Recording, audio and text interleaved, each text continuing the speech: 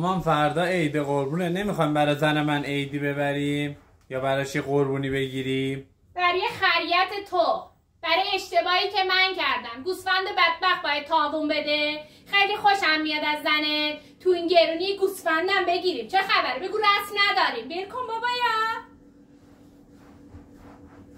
حاج خانم خسته نباشی. مرسی حاج آقا، شما هم خسته نباشی. به به، چه بریزی به پاشی کردی، چند نوع غذا درست کردی، چه خبره؟ حاجی دارم برای دخترمون قرباندخ میارن. گفتم تا اونا بیان ببرن و بیان بالا خیلی طول میکشه. گفتم چند نوع غذا درست کنم، حالا فردا نگن رفتیم یه قربونی بردیم برامون یه غذایی یه آبی چیزی نیاورد. گفتم غذاشون رو درست کنم. تو یخچالم شربت درست کردم. زحمتشو بکش ببر بده پایین بخورن. دستشون درد نکنه، برای دخترم عیدی میارن، بازم معرفت و شور اونا. حاجی این چه حرفیه میگی؟ بالاخره دختر دادیم بهشون. دختری که نامزد میکنه هر سال باید پدر شوهرش براش قربونی بیاره. عید قربون رسمه، چند ساله رسمه که ما در نیاوردیم.